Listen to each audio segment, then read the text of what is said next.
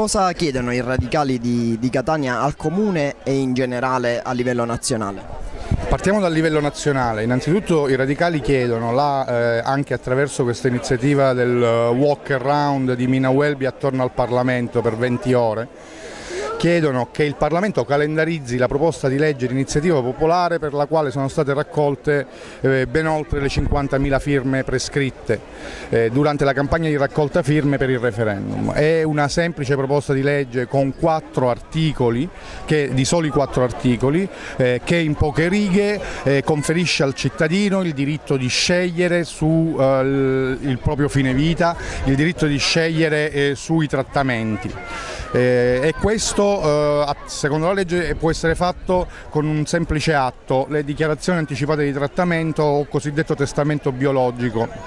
Tale testamento, per essere operativo,